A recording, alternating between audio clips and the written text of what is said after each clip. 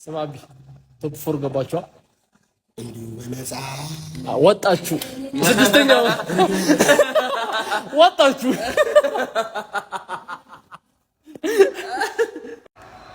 ሲኖ ይውጣ እንዴት እንዲሁ በነፃ ስሟቸው። እንደዚህ ልፎክር የሚገባኝ እኔው የታላቁ ክለብ የአርሰናል ደጋፊው ነበር።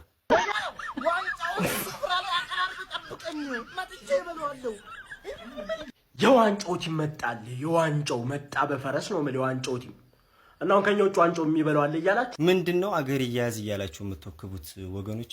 እምናቀው ፕሪሚየር ሊግ ይሄው ደረጃ ሰንጠረጁ አናት ላይ ተቀምጠን በሂውጅ ፖይንት ጋፕ ነው ያለው ከሲቲም ሆነ ከሊቨርፑል ጋር ማለት ነው። ሀቢቢ አንተ ስለ አንድ ጆሮ ነው የምታወራው።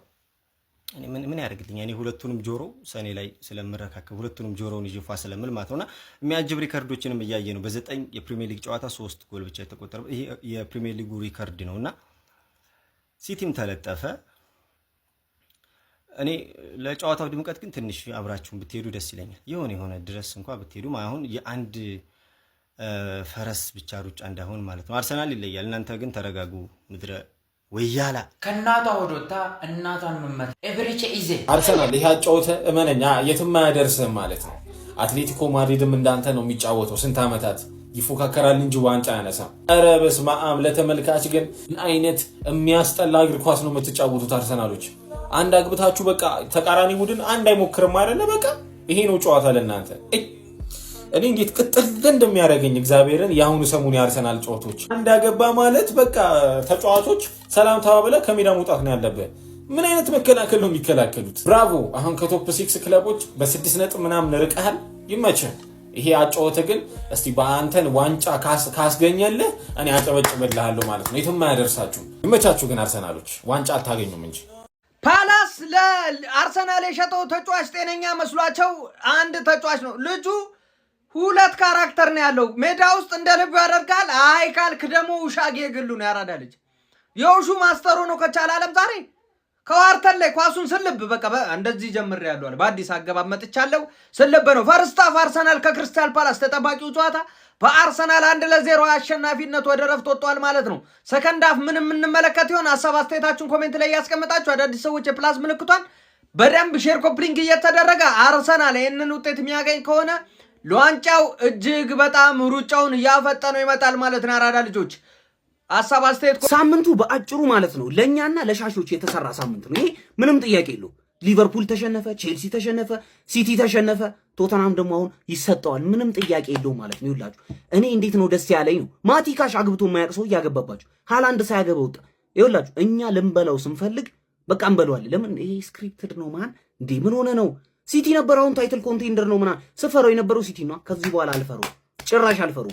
አዌ ጌም ሄደ ማሸነፍ ካልቻልክ እኮ በቃ እኮ አችልም ማለት ነው። እንዴት ጎል ይገባባችኋል? እኛ እኮ ጎል ከገባብን እኮ በጣም ቆየን ነው። አሁን እኮ እኛ ጎሉን ትተነው ማለት ነው ኦን ታርጌት ሲሞከርብን እንደ ጎል ራሱ መቁጠር ልንጀምረው። ለምን እየገባብን አይደለም? እንዴት ነው የሚገባባችሁ ጎል? አስረዱኝ። እንዴት እንደሚገባ ጎል ኮመንት ላይ አስረዱኝ። ሁላችሁም የሁሉም ክለብ ደጋፊዎች ኮመንት ላይ ጎል እንዴት ነው የሚገባው አስረዱኝ። ወታደራዊ ሰላምታ ሰጥተን ነው ዛሬ መጣ ለዚህ ክለብ ማለት ነው። ዋንጫ ቲም ማለት ይሄን ማለት ምን ማለት ነው? ቋጠሮ ቀይረናል። ያራዳል ያርግለት የሚል ቋጠሮ ጀምሬያለሁ ነው። በቃ ያርግለት፣ ይመቸው፣ ምንም ማድረግ አይቻልም፣ ይመቸው የሚል ቋጠሮ ጀምሬያለሁ። አሁን አልተቻለም። ያራዳል ፍሬያችን ዳለጠ፣ ጨጓሬ አሲድ መጥፋት ጀመረ። እቋጥራሉ ምንም እየተሳካረ ምንም ጭራሽ እሱማ ይባስ ብሎማ 1-0 ማሸነፍ ጀመረ እኮ። ከአሁን ይገባበታል ብዬ ስቋጥ አልተሳካም። ያራዳል ከዛ ምን አለኝ? ዋንጫ ቲም ጠባ ውጤትም ቢሆን ይዘሞጣ ጎልን ሳካስደፍ ሞጣ ከናቷ ሆዶታ እናቷን የምትመታ ኢዚ በቃ ያርግላችሁ የምትል ቋጠሮ አዲስ ትሬንድ ልጅ ሀሳብ ክልል ይሰጠን ይብዬ አንድ ክልል ስጡን። እንግዲህ ግንቦት መጨረሻ ላይ ዋንጫ መብላታችን ይታወቃል። የት እናክብረው ነው ጥያቄው። ሚሊኒየም ነው ትጠራጠራለን። ሸራተን ነዋ። አይ መስቀል አደባባይ ይሻል፣ ሰፋ ስለሚል መስቀል አደባባይ ይልተን ብናረገውስ? እንደ ሀሳብ ክልል ይሰጠን ይብዬ አንድ ክልል ስጡን። አንበቃም፣ አዳራሽማ አይበቃንም። ምን ጥቅም። ሁለተኛ ክለቤ ፓላስ፣ በመጀመሪያ ክለቤ አርስዬ ተለጠፈ ማለት እንዳልቃጠል ማለት በቃ በስትክክል በሁሉም መስፈርት የሚበልጠኝ ቡድን ነው የለጠፈኝ። በቻንስ ክሬሽን ቡድን እኮ አንደኛ ነው ከእንግሊዝ ፕሪሚየር ሊግ ቡድኖች በቻንስ ክሬሽን አንደኛ። ዘ ግሬት ዎል ኦፍ ቻይናን ስገጥመው አንድ ሾት ኦን ታርጌት፣ እሱም ራያ ስላልደበረው የመለሰው። ራያ ቢደብረው ኖሮ አገባ ነበር። ተገረፍኩኝ። 1-0 መሆኑ እንዳታይ ኳስ መንካት ነው ያቃተኝ። ከዛ ለአርቴታ ደግሞ ሰግጦ ደግሞ እስቲ የበለጠ ኳሱን ስንካ ብሎ 5 ተከላካይ አስገብቶ አሯሯጠኝ። መምታት ክሮስ ማድረግ ራያ ጋር መድረስ ነው ያቃተኝ።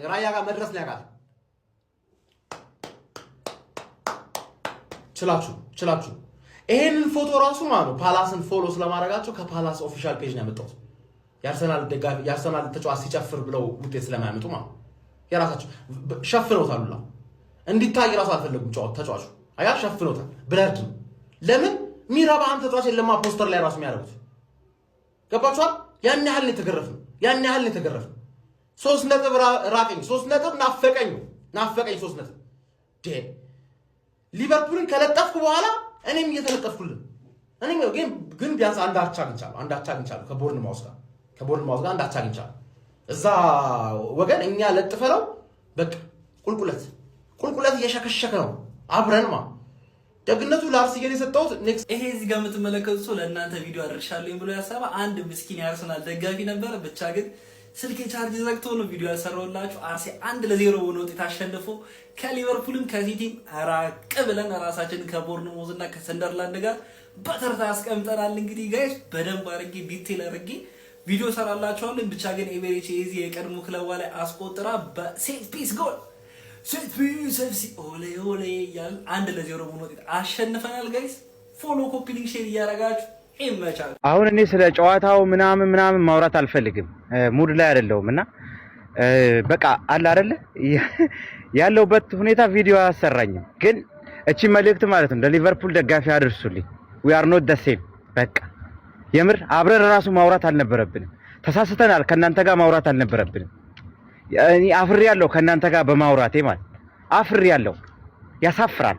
አሁን እናንተ ናችሁ ከኛ ጋር እኩል የምታወሩት። ያሳፍራል በጣም ሊቨርፑል ደጋፊ ከናንተ ጋር ማውራቴ ብቻ ነው ማፍረው። በጣም አፍረ 3 ነጥብ እጅግ በጣም አስፈላጊ ቢሆንና ዋናው 3 ነጥብ ነው ቢባልም ግን እየተድበሰበሰ ማለፍ የሌለበት ነገር አለ።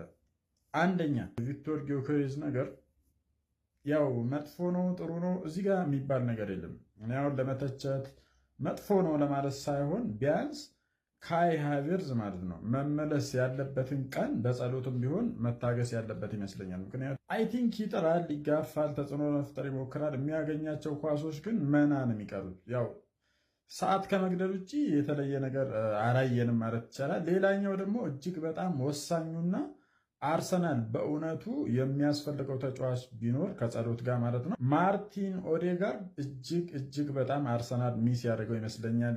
መሀል ላይ እጅግ ፈጣን ትራንዚሽን እያየን አይደለም። ለማጥቃት የሚደረገው ነገር ይሄ ሰብሮ ገቢ የምንለው አክቹዋሊ ኤዜ ድካም ይሁን ብቻ የውህደት ችግር አላቅም፣ ይሄ እንደጠበቅነው አይነት ነገር እየሆነልን አይደለም። ይሄ ቶሎ ማርኬ መደረግና ኳስ ሲያስጥሉት ይታያል። ይሄ ታታሪነቱ ትንፋሽ የምንለው ነገር ትንሽ አጠራጣሪ ነው።